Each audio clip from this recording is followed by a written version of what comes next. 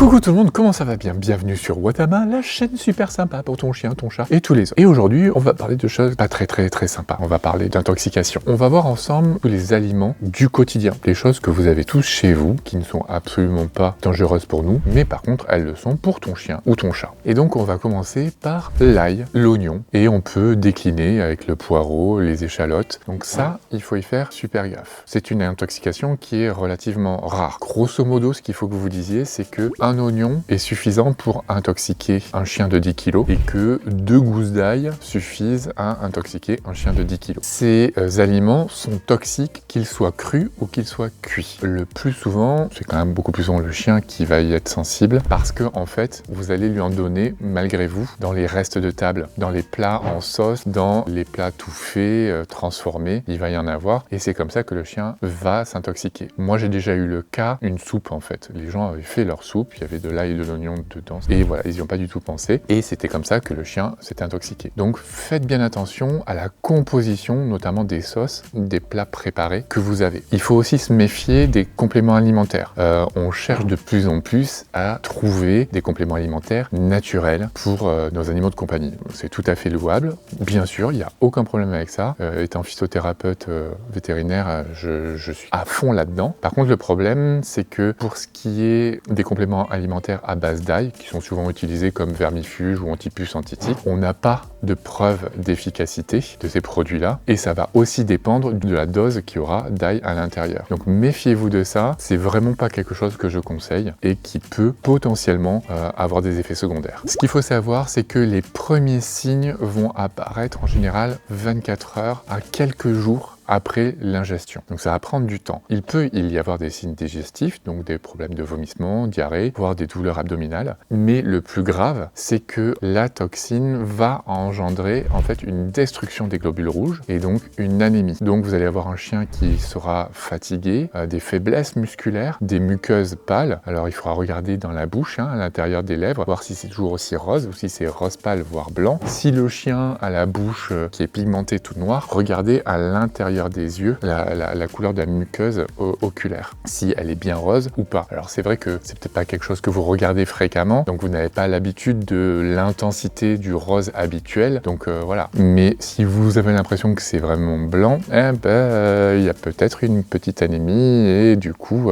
c'est important. Vous pouvez aussi avoir les urines qui vont être foncées, rougeâtres voire brunâtres, donc tout ça, ça doit absolument vous inquiéter et provoquer une consultation chez le véto. Quoi qu'il en soit, c'est une intoxication, on n'a pas d'antidote, donc ça va demander un traitement de soutien, une perfusion, parfois une transfusion, ça va dépendre de l'état général de votre chien et de l'état de l'anémie, et ça va demander justement un soutien. En fait, en général, c'est quand même pas une intoxication qui a des grandes conséquences, qui est grave, parce qu'on a très peu de mortalité là-dessus, et généralement, le chien récupère bien au bout de quelques jours. Autre aliment qui est toxique pour ton chien comme pour ton chat, c'est le raisin. Le raisin, on ne sait pas ce qui est toxique dans le raisin. Chez le chien, il y a une grosse sensibilité variable d'un individu à l'autre. Alors bien sûr, ça va dépendre forcément de la quantité de raisin qu'il va manger et ça va dépendre du gabarit de votre chien. Si vous avez un chien, c'est un bull mastiff de 70 kg, bon, s'il mange 3 grammes de raisin, ça devrait passer crème, il va pas se passer grand chose. Par contre, si vous donnez ces 3 grammes de raisin à un chihuahua de 1,5 kg, là ça peut être plus compliqué. Donc forcément, c'est toujours pareil, la dose fait le poison, mais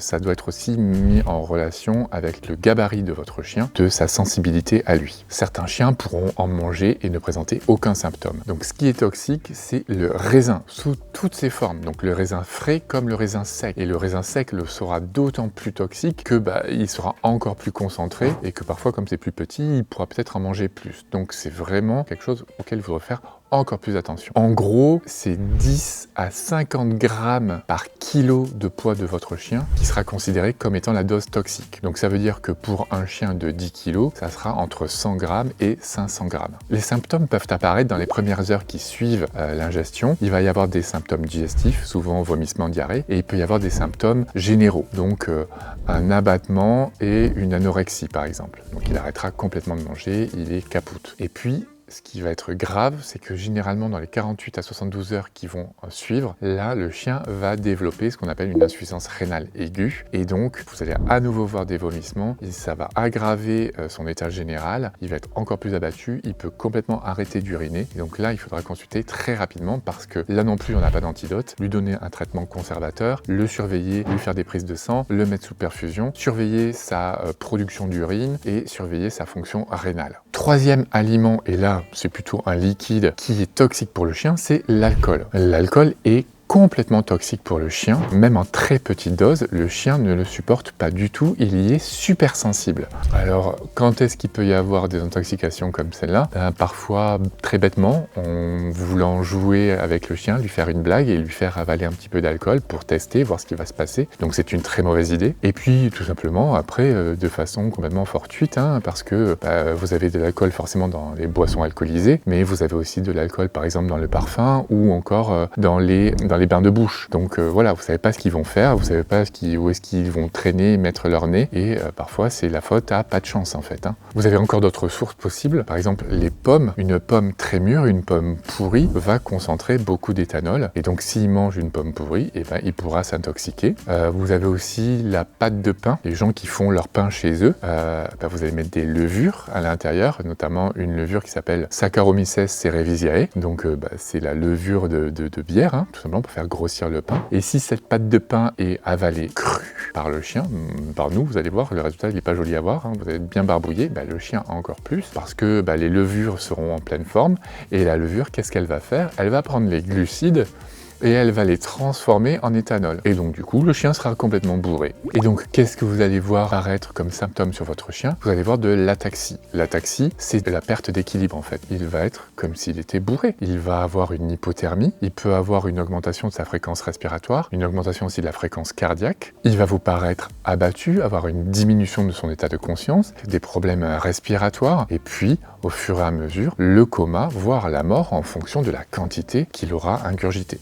Là encore, cela va nécessiter des soins, ça va nécessiter une surveillance de votre chien, des soins par voie intraveineuse, une perfusion, et forcément de surveiller le chien pendant 24 à 48 heures pour être sûr que tout va bien et que chacun des organes se porte bien et récupère. Le pronostic vital sera engagé et il sera réservé. On va rester dans les alcools, on va dériver un petit peu et on va parler de l'éthylène glycol. L'éthylène glycol, ça vous dit peut-être rien, mais pour toutes les personnes qui vivent dans le froid, dans le nord, près du Grand Mur, eh bien vous connaissez peut-être l'éthylène glycol sous le nom de antigel. Parce que dans ces zones-là, il fait tellement froid qu'on va utiliser l'antigel pour éviter que les moteurs des voitures ne démarrent pas. Et le gros problème de l'éthylène glycol, c'est que ça a un goût sucré. Et du coup, ce goût plaît beaucoup aux chiens. Le chat y est complètement sensible, mais le chat est beaucoup moins intéressé par le goût de ce produit-là. Donc, le chat étant un fin gourmet et bien plus précautionneux que le chien là-dessus, les intoxications à l'éthylène glycol, à l'antigel, sont beaucoup moins fréquentes. Les premiers symptômes vont arriver très rapidement, généralement une demi-heure après l'ingestion, et on va retrouver des vomissements, de la diarrhée, des douleurs abdominales, et il va y avoir une insuffisance rénale aiguë qui va se mettre en place. Donc là aussi, il faudra agir vite, il faudra mettre un traitement de soutien, il faudra mettre une perfusion pour aider à l'évacuation des toxiques le plus rapidement possible. Là, c'est assez grave, donc il faudra faire très attention. Est-ce que tu savais que l'avocat est très toxique pour ton chien? Il est aussi très toxique pour ton chat, il est aussi très toxique pour les oiseaux, pour les chevaux, pour les bovins, pour les ovins, pour les caprins. En fait, il est toxique pour tout le monde. Et quand je dis que l'avocat est toxique, c'est l'avocat, comme la feuille de l'avocat, comme les graines de l'avocat, c'est tout ce qui touche l'avocat, en fait. Grosso modo, il n'y a qu'une seule espèce qui peut manger l'avocat,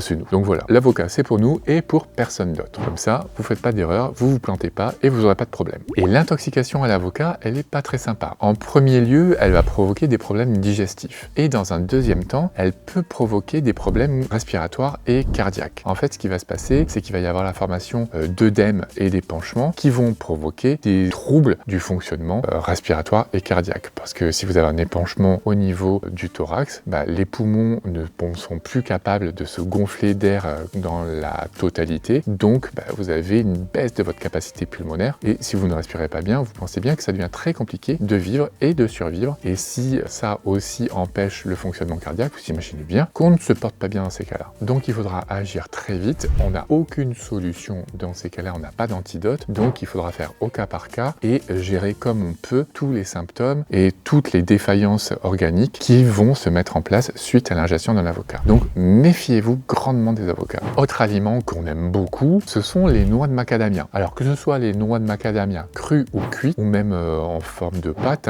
donc de beurre de noix de macadamia, toutes ces formes sont toxiques pour le chien comme pour le chat. Pour ce qui est de la dose toxique, on ne sait pas vraiment, il y a des grandes variations individuelles, ça dépendra du gabarit de votre chien, de sa sensibilité et de la quantité avalée comme d'habitude. Pour ce qui est des symptômes, il va y avoir des problèmes digestifs, il va y avoir des problèmes nerveux et des problèmes locomoteurs. En fait, il va y avoir des gonflements et des tremblements au niveau des membres, donc qui vont le gêner et qui vont faire qu'il aura des difficultés à se déplacer. Et il va y avoir aussi une augmentation de sa température, en général vers les 40-40.5.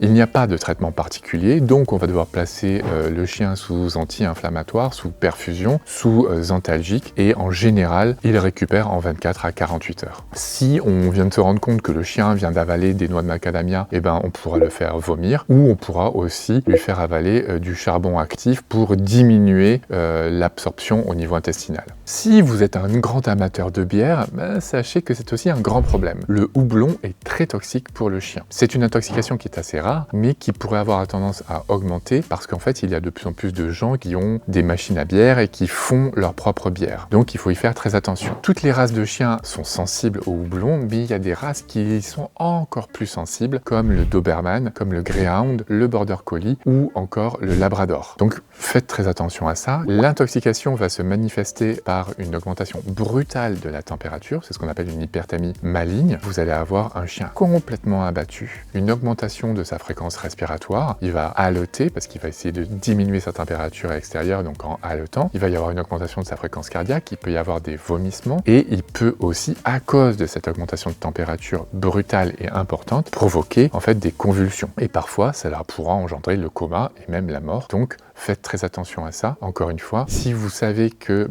vous aviez de la bière et qu'il vient d'en ingurgiter, là aussi, il faudra rapidement venir en clinique pour mettre le chien sous perfusion et essayer de faire éliminer au plus rapidement cette toxique. Enfin, dernier aliment, en tout cas substance qui va être très toxique pour le chien, c'est le xylitol. Alors, le xylitol, vous n'en avez pas forcément chez vous, mais vous allez en avoir dans certains de vos aliments. Dans les bonbons, dans les biscuits, dans les chewing-gums. Si vous regardez au dos dans la composition de beaucoup de produits transformés, vous allez retrouver du xylitol. Pourquoi? Parce que c'est un édulcorant qui va augmenter le goût sucré. Et le gros problème de ce xylitol, c'est que chez le chien, ça va provoquer un pic d'insuline. Donc, une sortie importante d'insuline. Et l'insuline, vous savez que c'est une hormone qui est hypoglycémiante, donc il va faire diminuer la présence de glucose dans le sang, donc de sucre dans le sang. Donc ça va provoquer une hypoglycémie réflexe. Et cette hypoglycémie, si elle est très importante, le chien ne la supporte pas bien du tout. Nous non plus, d'ailleurs. Et donc, qu'est-ce que vous allez avoir comme symptôme? Vous allez avoir un chien complètement fatigué, exténué, qui aura des difficultés